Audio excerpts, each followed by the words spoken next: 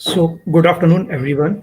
It is our absolute pleasure to welcome you all at the Voice of Healthcare virtual discussion on a topic celebrating pharmacists, pillars of healthcare. Today's discussion will focus on an important topic on public health advocacy, expanding the role of pharmacists. It is an honor to have such distinguished professionals and thought leaders with us today. To begin with, it is our pleasure to welcome and introduce our distinguished speaker for today's session. We have Dr. R.N. Gupta, National President, Indian Pharmaceuticals Association. We have Dr. Mohammad Salahuddin, National Coordinator, Teacher Training Institute and Skill Development, APTI, and Principal Al-Ameen College of Pharmacy. We have Dr. John D'Souza, Principal, Bombay Institute of Pharmacy and Research. Now it's time to introduce our session moderator for the discussion. We have Dr. Neeraj Vyavhare, Principal and Professor, Dr. DY College of Pharmacy, who skillfully will guide this session and lead this important discussion. We are also honored to have a virtual keynote message from Shri K.R. Chawla, Deputy Drug Controller, Department of Drug Control, Government of NCT. Unfortunately, due to pressing official commitment, Shri Chawla will not be able to join the session in person today. However, he has sent a kind recorded message to share his insight with us. May I request my team to play the recorded video from Shri K.R. Chawla before we start the panel discussion.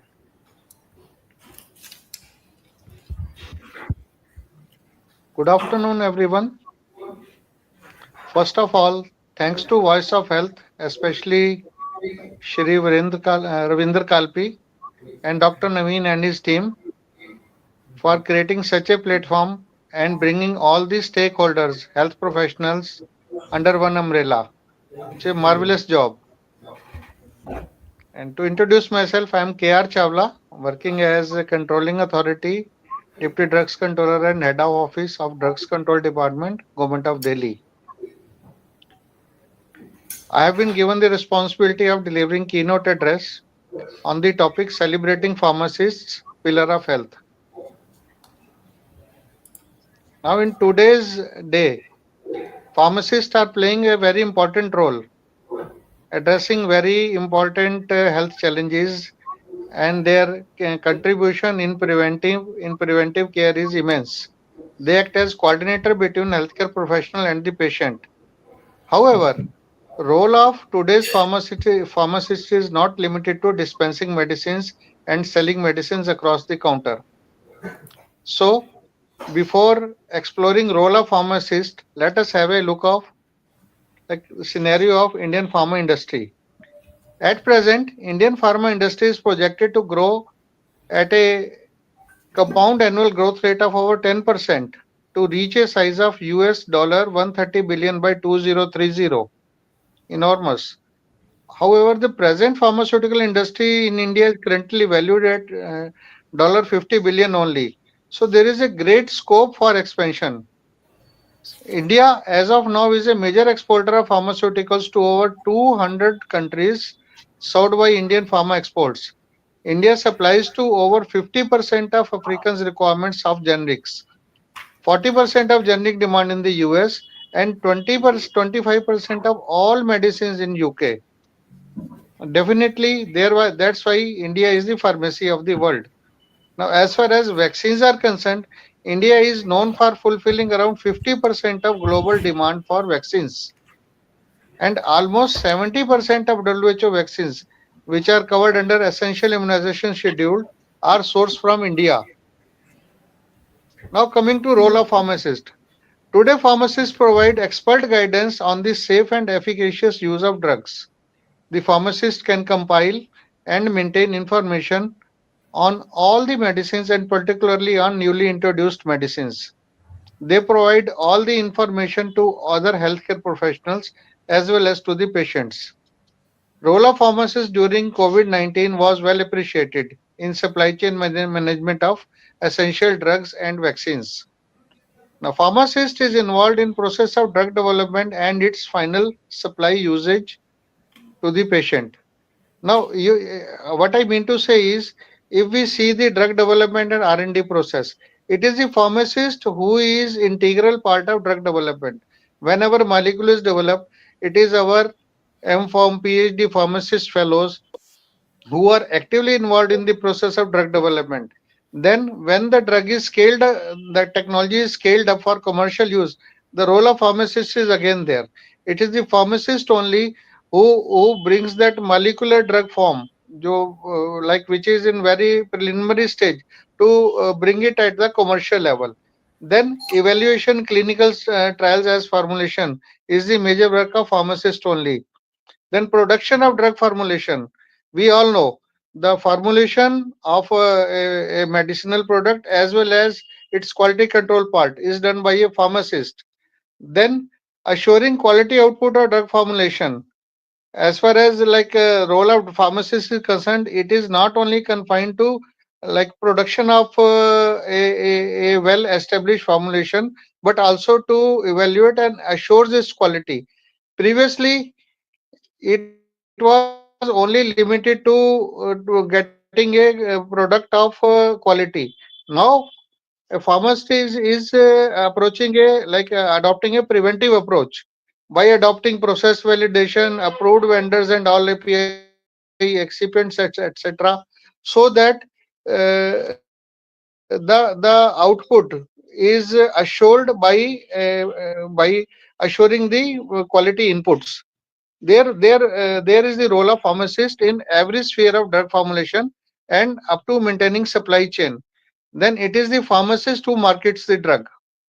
Then even in the post-market surveillance, it is the role of pharmacist who plays a key role. So besides this, pharmacist's role in educating stakeholders about misuse of narcotic drugs and to prevent antimicrobial resistance is also exemplary. So we all pharmacists should provide a key role in educating people not to go for self-medication, especially for antibiotics. Drugs Control Department has also developed a QR code which is now being displayed by major of the chemist shops in Delhi, where just mere by scanning that QR code you can get the list of those narcotics drugs which are being misused, and a chemist and a stakeholder or a patient should not purchase those medicines without having a prescription. Another step forward is QR code is put on the H2 scheduled drugs also. There are around 300 fast moving drugs which are put in schedule Q, schedule H2 drugs. So these 300 molecules are fast moving drugs, over which all the manufacturers have been asked to put a QR code. That once you scan that QR code, that would ensure its authenticity, that would decipher the name of manufacturer, batch number, place of manufacturing. In a way, you would be able to know about its authenticity. So here in all the fields, it is the pharmacist who is playing a key role. So nowadays, career in pharmacy is unlimited. It is challenging as well as lucrative. Pharmaceutical industries are offering a hefty pay packages to good pharma professionals in government sector also, and government sector and public sector undertaking. Pharmacists are playing a vital role. They are going for their self entrepreneurship.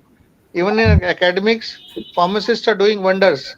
All the teaching institutes are hiring high cadre pharmacists, M.Pharm, B.Pharm, and PhD for teaching purposes. There are other fields also. So what I appeal is we should explore ourselves, increase our subject and practical knowledge, and increase awareness about pharma world. So determination is the key of success. Whatever we do, we should do with the approach to attain perfection. Thank you so much. Jai Hind, Jai Bharat. Thank you. Thank you, sir. for your thoughtful message and sharing your perspective on the critical role of pharmacists in healthcare ecosystem. Your insights have provided an excellent foundation for our today's discussion. Now, without further ado, I would like to hand over the session to our session moderator, Dr. Neeraj, to continue the discussion. Over to you, sir. Thank you, Ravindra. First of all, I would like to congratulate you people and entire team for organizing such panel discussion on important topic where role of educators will be specially emphasized with respect to the expanding role of pharmacist. Pharmacist role of pharmacist have been changed since lot, right from the person who was confined to the dispensing of medicine against the valid prescription by the physician to an important member of healthcare system. Now, along with dispensing, the pharmacist has to be equipped with the knowledge and the skill of counseling. As our Chawla sir in his video message has said, that on every front, the pharmacist has to play the important role right from the start of drug discovery till the clinical settings. And accordingly, we need to think about changing role of pharmacist, changing role of our field, and prospectively, what are the roles and responsibilities of educator, educational institutes that have to impart. Of course, this is not a simple task; it is Herculean task, which is to be planned and executed with the coordinated efforts of the policymakers, various organizations like IPA, APTI, PCI, educational institutes, teachers, and its external stakeholders like the alumni. So that today we have this distinguished panel to discuss this issue with various perspectives and what are the current scenarios. The entire session will be divided into three sections, three rounds, where the different questions will be asked to the panelist, and the panelists have to give the crisp and brief information so that within the limited time period of 1 hour, now 45 minutes, we will be able to finish the discussion. So we will be starting with Dr. R.N. Gupta sir, who is having a vast experience on the multiple verticals and the fields of the pharmacy profession. So sir, my first question to you is regarding the policymakers and importance of the policies with respect to contemporary needs. We must understand that there is a huge disruption that is taking place from time to time, and accordingly, to achieve the ever changing target, we need to have a specific policy. So my question to you, sir, how does the IPA collaborate with the policymakers and healthcare organization to address the challenges in the pharmaceutical sector? I hope I am audible enough, sir. Yes, sir. Good afternoon to all. First of all, I express my sincere thanks to the organizer, Dr. Kalpi, for inviting me in this session. As a question given to me, you see, our Indian Pharmaceutical Association, being a national organization since 80 years old, we are always in touch with the policy makers. Here, for our drug, the policymakers are Central DCGI, then Health Department, and our Indian Pharmacopoeia Commission.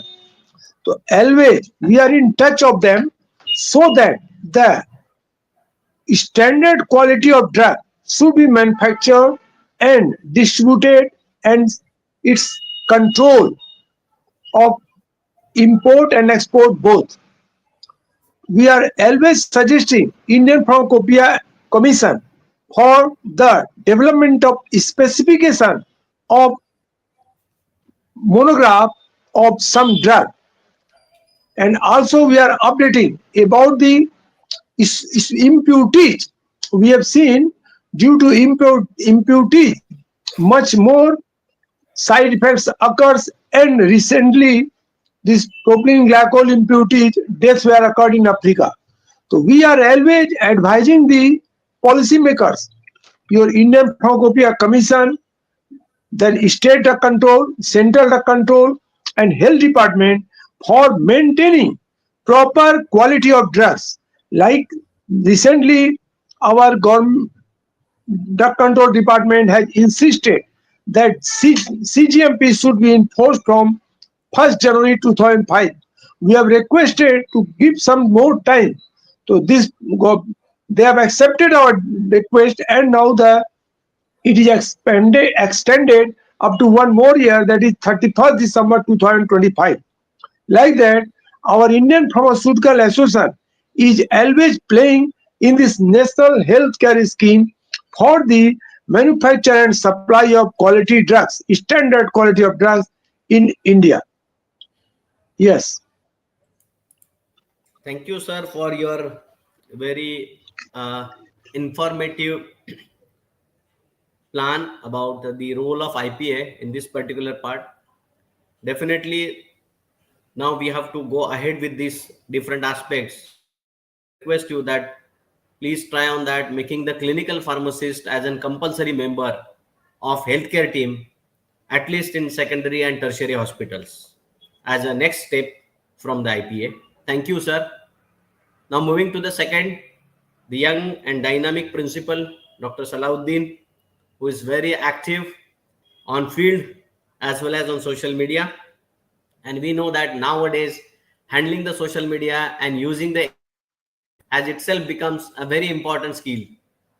When a large number of platforms and information is available, one must be well equipped and skillful that the appropriate information to be fetched out of this entire basket.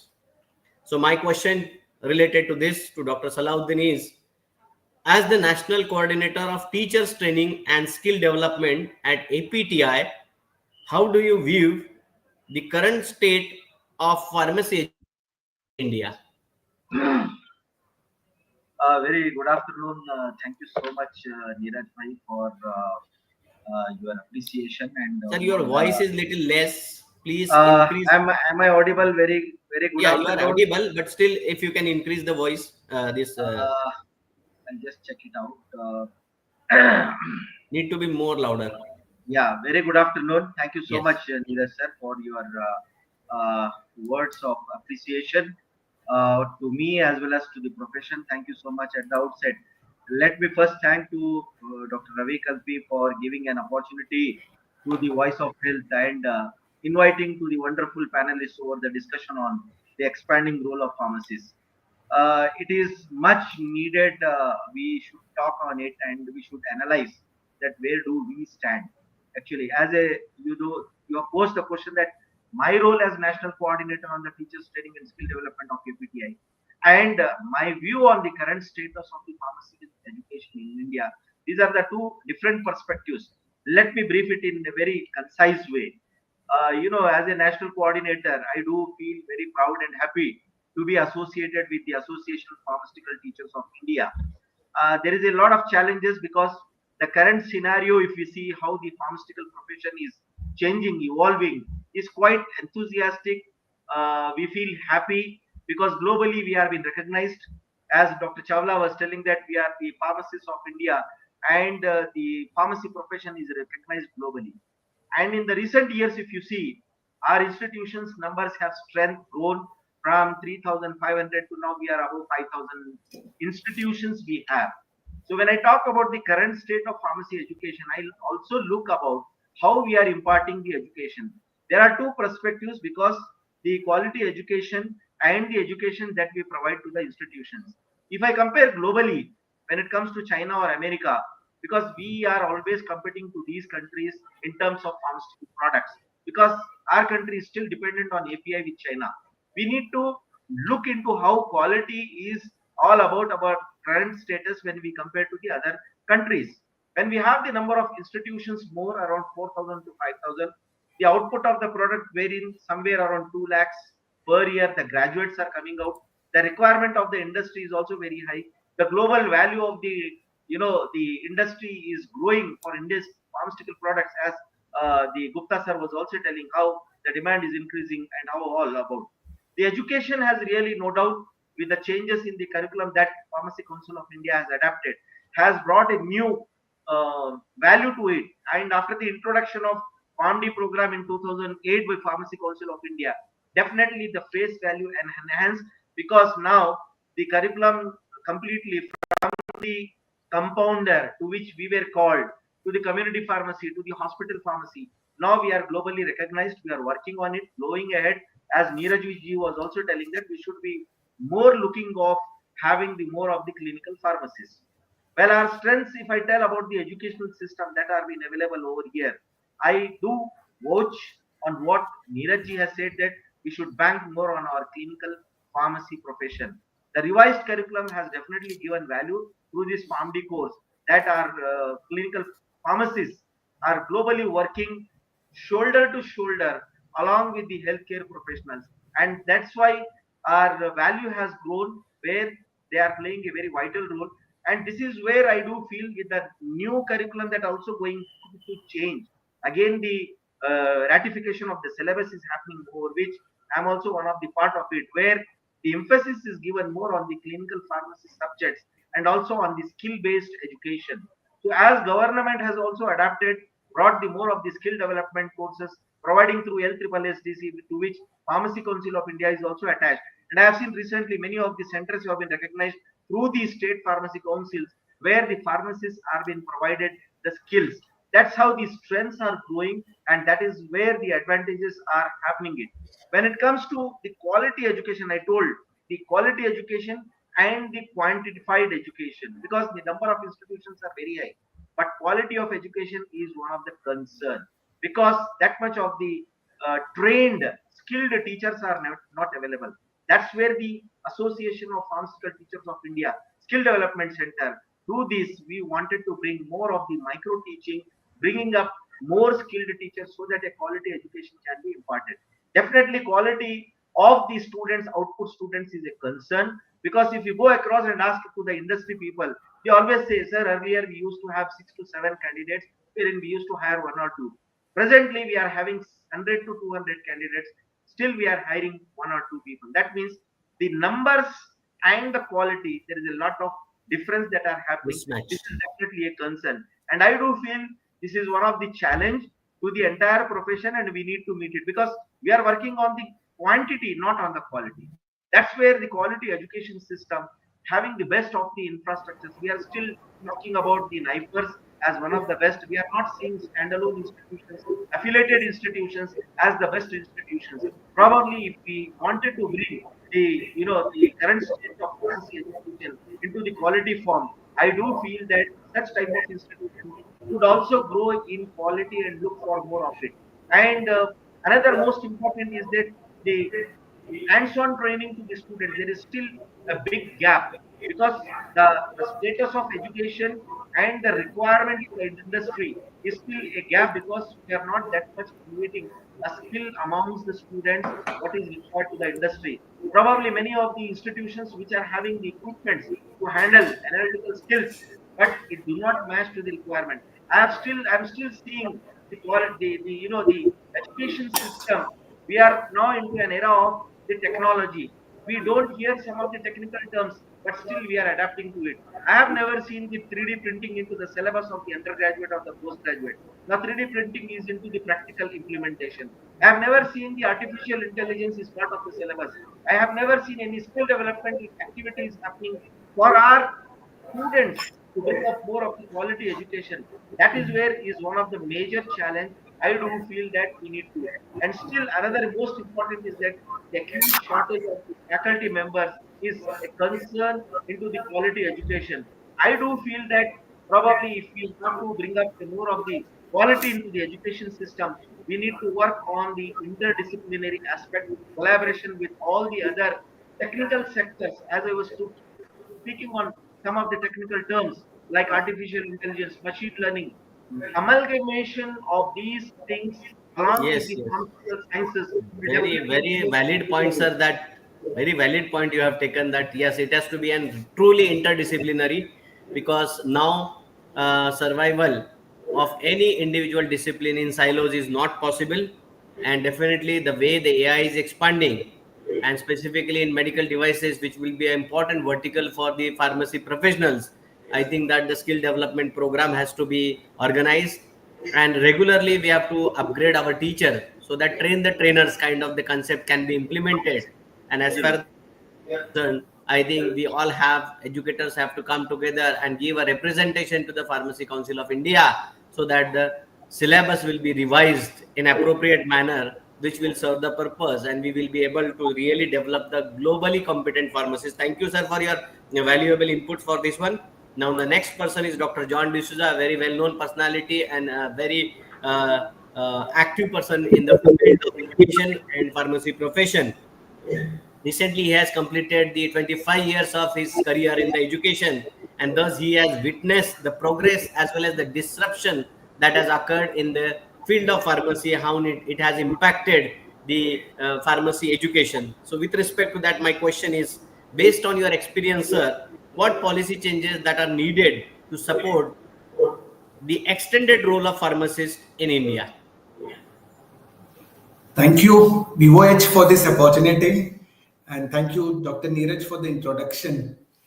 As per my understanding related to the policies, we will have to think on different aspects, particularly because we are into outcome-based education. What we should really worried about is, are we being like able to get the outcome that we are expecting? We are getting graduated. Do we see that our graduates are getting educated and they're trained for those all things which is absolutely been expected by the industry and the market?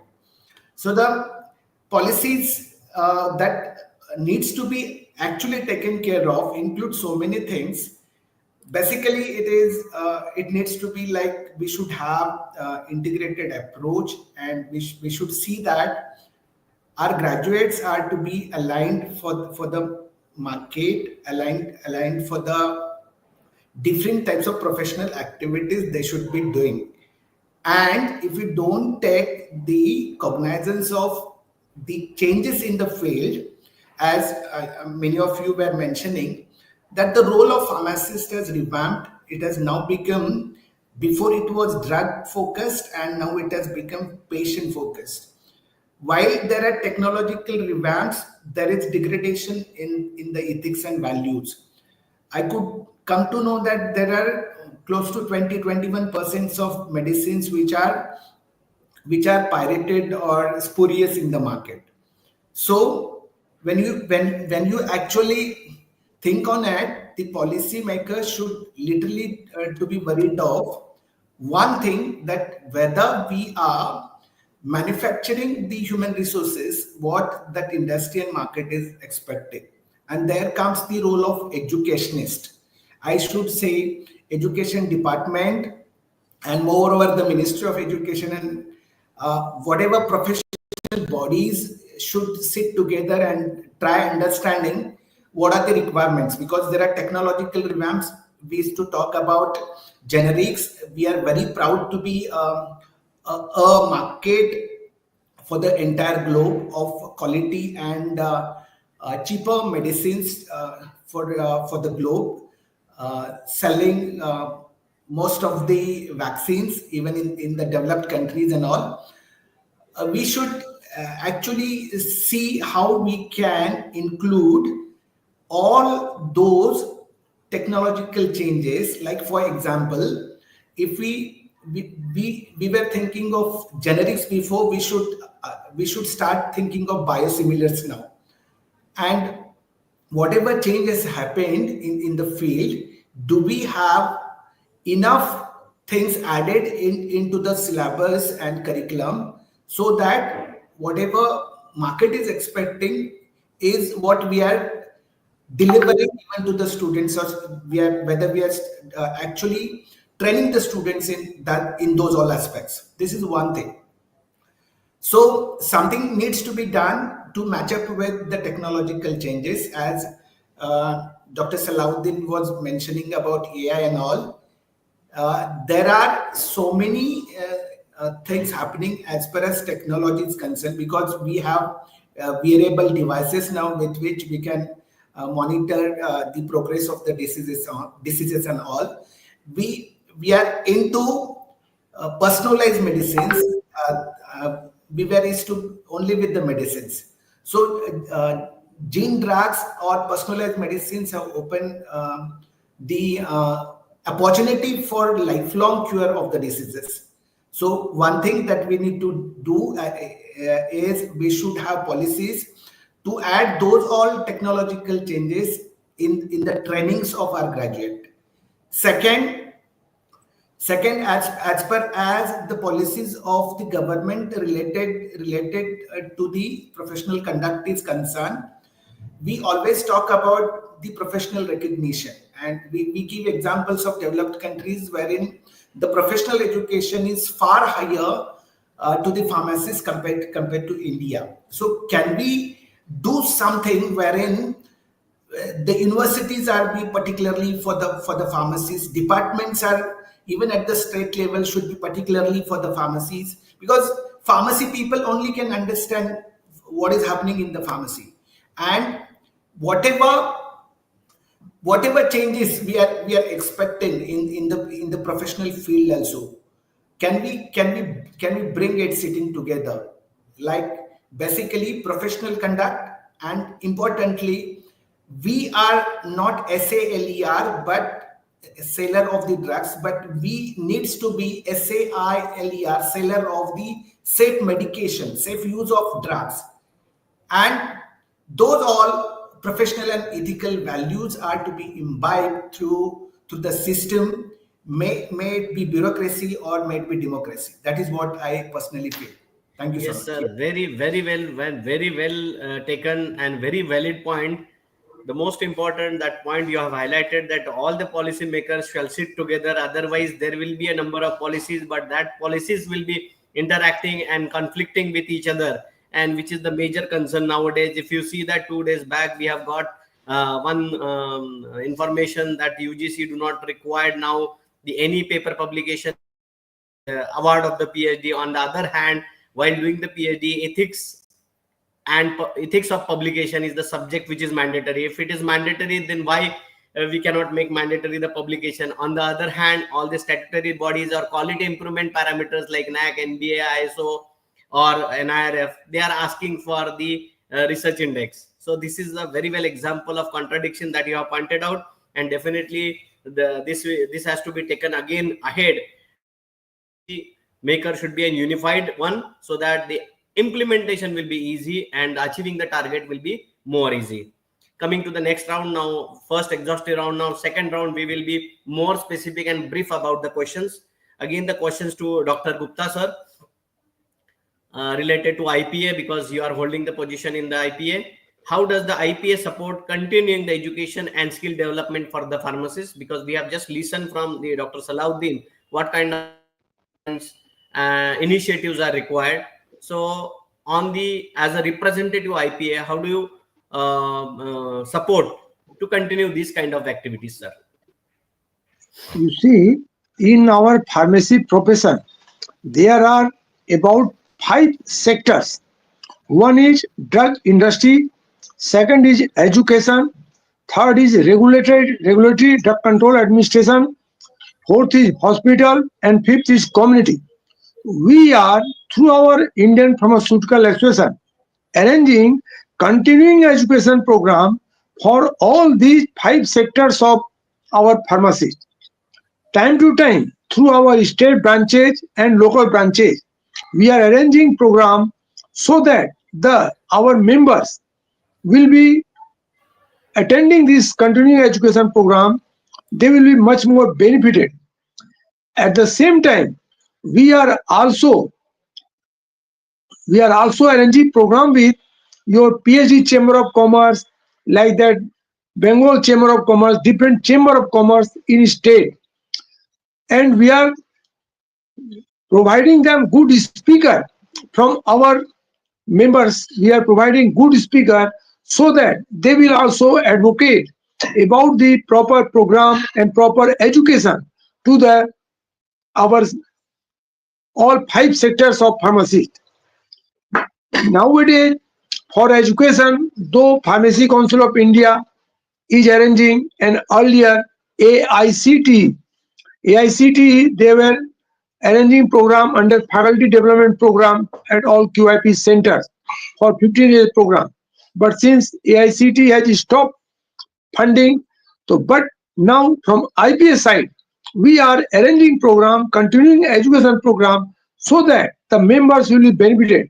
We are covering the latest topics regarding recent amendment in the drug rule or recent problem also regarding quality assurance of drug, quality manufacturing of drug. Sometimes we are seeing drug not of standard quality.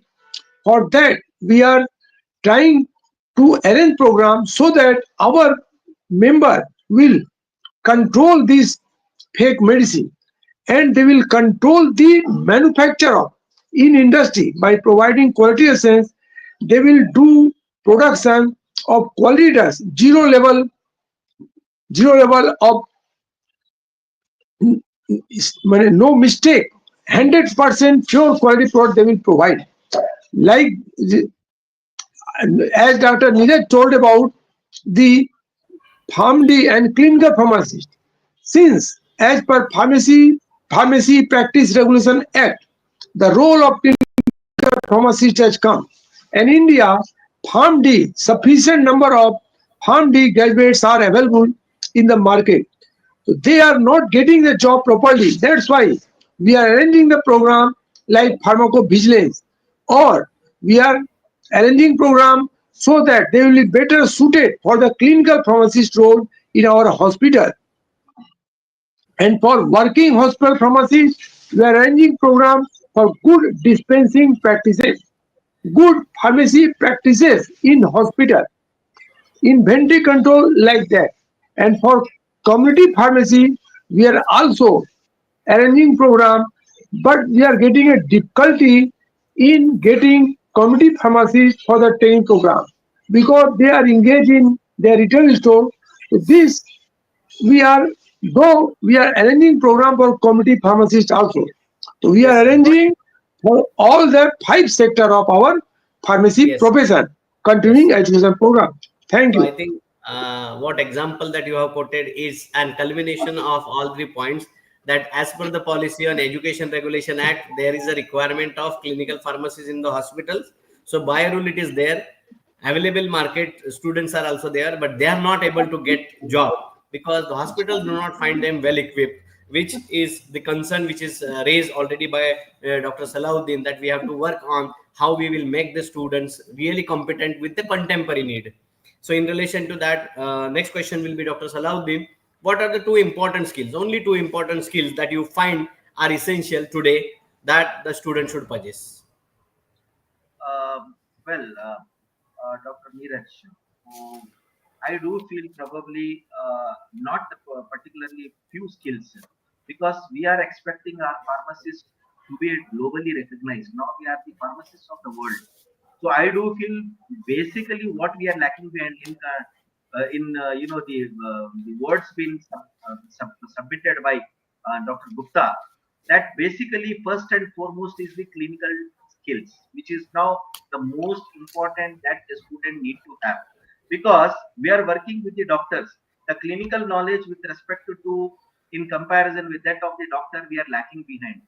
As I have seen in our own hospital, where the doctors are completely dependent on the pharmacists, because their clinical knowledge of the disease, their knowledge on the medication errors is one of the finest. That's why they always say, "You please come with us."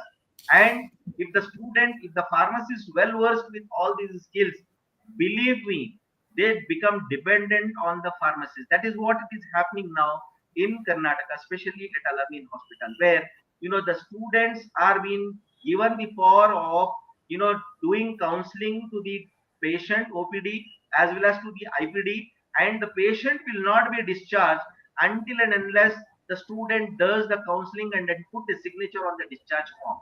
That's the power of the pharmacist, because it is gaining the strength and collaborating and working with the other healthcare professionals. So I do feel the strength and the knowledge of the clinical, especially the therapeutics, pharmacotherapeutics, I must say, their knowledge with respect to pharmacology, toxicology, pharmacokinetics, dynamics, these all plays a very important role. Second thing is that their clinician decision making ability. That's how when a doctor asks, can I give these multiple combination medications to this so and so patient? The pharmacist has to be well versed enough in order to identify the ADRs, whether such a patient can be given, whether this dosage regimen is been possible, whether can be given. These two is very important when it comes to clinical aspects. The major thing that our students are lacking behind, whether it is a community pharmacy, hospital, industry, or even now the clinical pharmacies, is the communication, especially the soft skills. They lag behind in the soft skills, though the Pharmacy Council of India has introduced as one of the subjects to be taught, which is a non-university subject, that communication skills especially need to be done. But still, I do feel, because we are the face value for the public, where directly they interact with respect to the medication. And still, I do feel that whenever any medication problem comes to any general public, the first hand communication they does is to a pharmacist, reach out to a community medicine and interact. So I do feel this is very important. We need to interact with them and we have to take up. So these two skills Yes. play a very important role. I do feel that they need to have a clinical knowledge and the communication skills with respect to be regarded Thank as you, one sir. of the best Yes, practices. we have to make it innovative and think out of the box and specifically go practically, so that what exactly happening in the hospitals. So when the hospital rounds will takes place, they will understand in a much better way. That is what, and further it has to be communicated well. So of course, like counseling other part, that also needs the inherent skill or the polish skills of communication. Thank you, sir, for your valuable inputs. Now next question is to Dr. John D'Souza. Sir, you must be you are traveling across the country for one or other reasons. You interact with the variety of professionals, and you might have visited number of good institutes, pharmacy institutes. What do you feel that key? What are the specific key initiatives that you can point out that you have observed that some reputed colleges implement to inculcate the innovation and research as per the need, as per the current need? One or Basically, two initiatives I would like to know from you. basically looking at the need of art, it is our prime responsibility as an educationist to see that the entire process of teaching learning should be imbibed with the culture of research, right? It see the basic need of education is not just to transfer the existing knowledge, but you should also prepare or make the graduates ready for criticizing the existing knowledge and even generating the knowledge, right? So considering this, it is the only thing with which you can earn is how honest you are and how innovative you are. So if you really want to inculcate this particular feature in the personality, what we call it as innovativeness, and sometimes we call it as creativity also, because they go hand in hand. What is very, very important is not only just to promote good research, but to go one step ahead of it. We keep on comparing with the matrices and all. We check what are the citations that person is having, and when we end up with the citation, then we say how many patents or intellectual properties he or she is having. But that just cannot be the metrics to measure the impactful research. Impactful research is something wherein how much it has contributed to the development of the society and how much it has actually satisfied the current need of the society as well as the country. So as far as research inculcation is concerned, making it compulsory, having research policies, promoting good research, these all things are very basic. That has to be done. We will have to, because importantly, if we don't increase the GDP of the research investments, the share of the investments in the research as per as GDP is concerned, how could you see people doing research, right? You could see that very few pharma industry, big giants only are doing research, because to get return on investment of the research is not that easy, and it is cumbersome and it takes much of time. So Yes. investing in the research. Yes, yes, sir. Got your point. It means that only making a policy is not sufficient, but rather Yeah, than, and the research should not, our students and teacher has to understand correct. that research is not to just get a degree, but Yeah, rather yeah. than it should be, It should be beyond paper, right? yes, And importantly, as a policymaker, as an educationist, what we should also be doing, we should also be taking care of that there should not be a donkey competition or rat right. competition, right? There should be honest, healthy competition Yes. among the researchers So along with the paper, means you mean to say along with the papers and publication and patent, there should be technology transfer. it If the needs to technology transfer takes place, it means that it is useful for the society, right? it needs, yes, exactly, and Yes. it needs to be holistic You also. got your point. Now we'll move on to the One next thing, round. Dr. Neeraj, I want to add one Okay, thing sir. here. Okay. Yes, please. Going even above to this level, we all should be honestly involved in developing research cultures in this. Definitely. Yes, yes. Has to be. Ethics and transparency, ethics and sincerity is the core of the any research. Very true, sir. Thank you for your inputs. Now we'll switch over to the last and third round, a very fast and brief round. Moving to the Dr. Gupta, sir. Sir, just give your brief information about your vision for the future of pharmaceutical industry and pharmacy practice in India. In brief, your vision. I think, sir, are you, am I audible, sir, to you? Gupta, sir? I think there is some technical hitch. Let's go to Hello, Salahuddin, sir. hello, He's joining. Hello. He's Sir, I am am I joining. audible to audible. you, sir? Hello, Hello. hello, Sir, you are audible. Am I audible to you, sir? hello. Hello. Gupta ji, you I can think, speak. Ravindra, sir, please check the connection. Till that time, we'll go to Dr. Salahuddin. Hello, am I Yes, sir. audible? Hello. Hello, Gupta ji आप बोल सकते हैं, आवाज आ रही है, बताइए. आवाज आ रही है, sir? hello, am I audible? हाँ, you are audible. Am I audible to you, sir? Hello. Hello. Yes, sir. Am I Sir, you audible? please continue the discussion. I'll ask Dr. Gupta to Yes, yes, sir. check his network and we'll get in the next round. I would like to know from Salahuddin, sir, from you in a brief, that what do you think that what is the role and the importance of internships and community engagement programs for expanding the role of pharmacy in today's world? In brief. Yes, sir. Let me take 2 to 3 minutes, because you are asking the expanding goals. When we are expecting that our pharmacists has to be globally, I do feel that the internships, I have already told, there is a lacking behind of the practical knowledge of our students with respect to the requirement of the industry. So I do feel that their knowledge, particularly with respect to applying the practical theoretical concepts into the real world practical requirements, is the most important one, I do feel. Second thing is that we have to give them the essential skills with respect to the internships, the community engagement programs, the critical skills with respect to some of the networking, problem solving issues. That is what the John was also telling about that. And I also felt that the diverse practice settings that we need to provide to them, networking of the professional development, the students needs to have the connections with that of the professionals in their own field with respect to the leading job opportunities, mentorship, and other opportunities that they get it. And most important, I do feel that this is what I feel, that we have to enhance the employability. And in this case, the experiential learning that is been provided to academics to the industry make them more attractive to the employers. That is what, ready to employ graduates, that we need to do it. And for that, I do feel that their engagement in the community becomes more important. Like students should participate in the projects that are being offered with respect to the community health needs. They have to participate in health fairs along with the other the interdisciplinary level of the programs.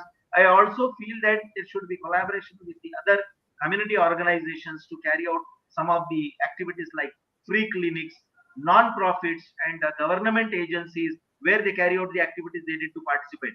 And when it comes to internships, I do feel that they need to be provided basically more on the clinical internships. There need to be given an hands-on training. I do remember when the COVID-19 was one of the major setback to the whole world, where the problems were, reeling by the community, the people, the public. I have seen that the healthcare professionals have utilized the pharmacists, especially during the triage, segregating to the patients. They have also used most of them into the ICUs. That means where they have been utilized, that means we have that potency to be utilized at the major concerns where they can participate in along with the other doctors. So probably they need to be trained in those lines of that, handling those critical issues in hospitals, clinics, or community pharmacies. They should be given. And I do feel that the when it comes to internships, not just about clinics, we also should give about research. That is what Dr. John was speaking about.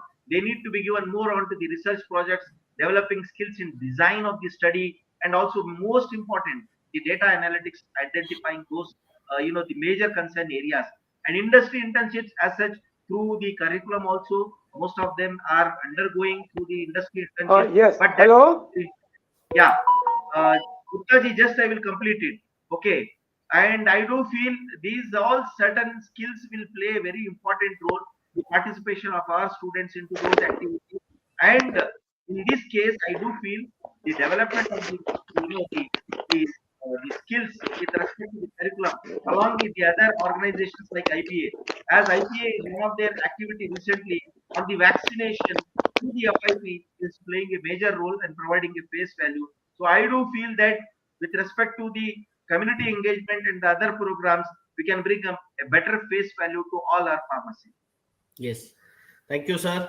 Very important point that you have put across, that the internship is very important because that will give you the live training to the students. But at the same time, there must be a community engagement program so that we will be able to develop not only the pharmacists but good citizen of India, which will really serve the society in the real sense. Really wonderful these things. But looking at this, one important point that we say that industry always complain that yes, the manpower is not up to the mark that we observe, but when it comes for the training and internship program, industry remains dormant. They don't spare the time and don't entertain the educational institute. I think that this gap is the most important that we need to bridge.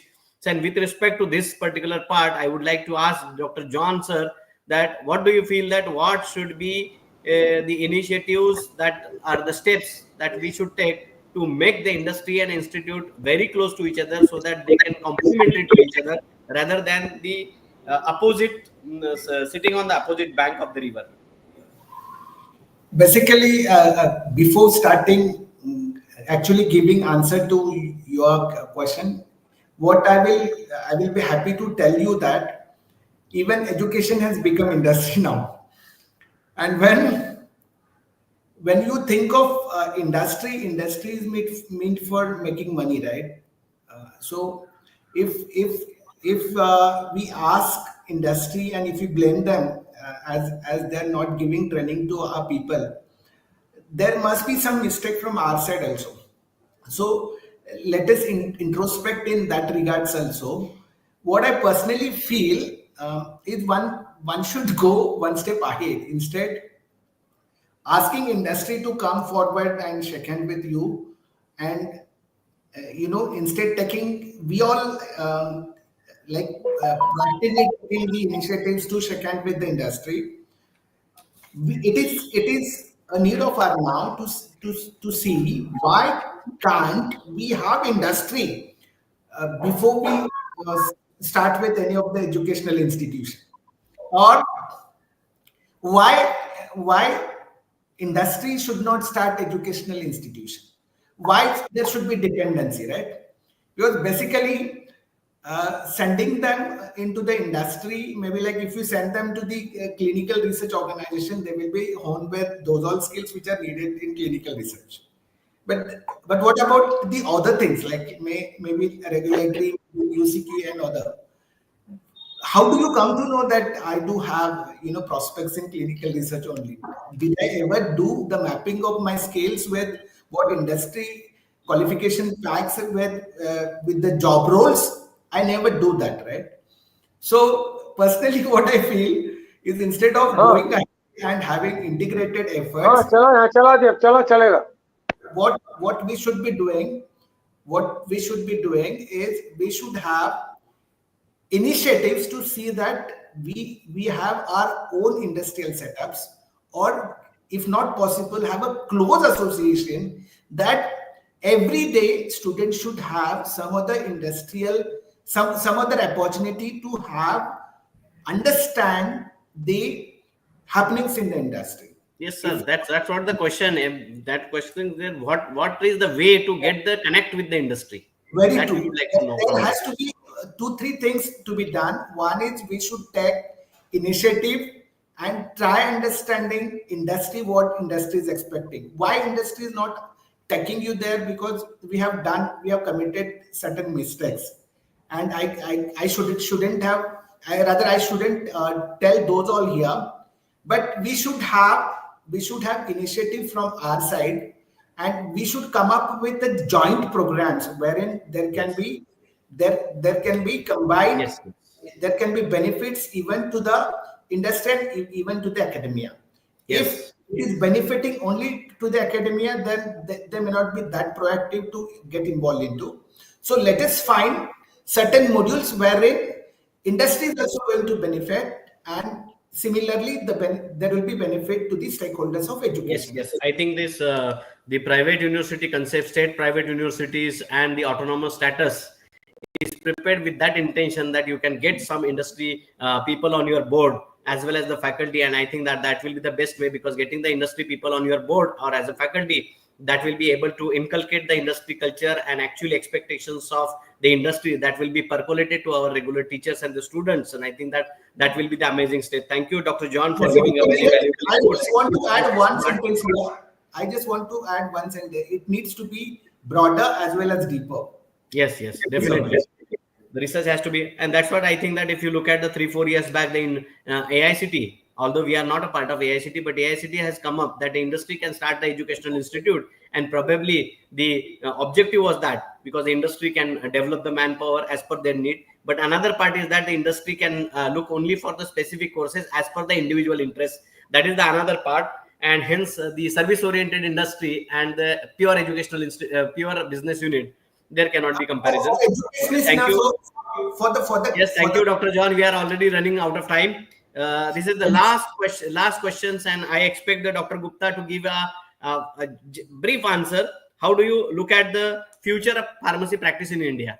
Very brief, sir, because we are already running short of time. Sir, am I audible to you, sir? Gupta, sir? Hello? Yes. Sir, I would like to know as a concluding remark from you in brief, Yes. how do you look at the future of pharmacy practice in India? Yes, you see, in within 1 minute I will tell about Yes, the please. pharmacy practice. You see, we the pharmacists, due to our education, we have developed as a expert of drug, but we are not exerting our expertise in public. This we are lagging. That's we are not getting the public recognition. Though we have the total talent, knowledge, as due to the education provided in our B Farm 4 years or in Farm D or in 2 year diploma course, we can do pharmacy practice, but we are not doing. In 2015, pharmacy practice regulation came, and that they have given the authorization and also legal support so that we can do practice. And also in that pharmacy practice, there is a provision that we can charge a fees also, like physician, advocate, chartered accountant, or cost accountant, all are taking charges.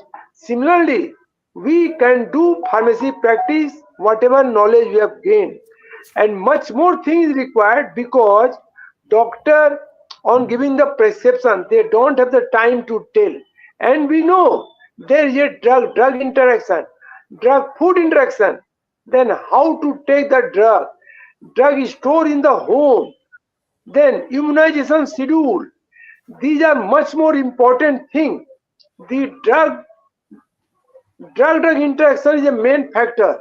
Then there are so many things like the care of patient in home, TB patient, blood sugar patient, your hypertensive patient, and in COVID era, we have seen how to maintain the patient. So there are so many things which pharmacists know. Now, if you do in the practice, that's why we are suggesting our hospital and community pharmacists, and also we those who are working in industry or in education, that we should do pharmacy practice after getting time with our neighbor, with our relative. Whenever our person or relative is in hospital, we should monitor his or her prescription. Then we will see the drug dose combination. Then sometime we have to suggest reduce the dose or half the dose, that we cannot do, but we will refer to the doctor that we should suggest the change. A simple example, blood thinner, cardiac patient, always cardiologist gives a blood thinner to the cardiac patient. When the cardiac patient suffers from any infection, antibiotic is given. And if you see the antibiotic, it is written, it causes hemorrhage. Means blood will come through urine or stool. In that case, if the patient is taking blood thinner, chances are more. In that case, the cardiologist either stop the blood thinner or reduce the dose so that patient can be protected.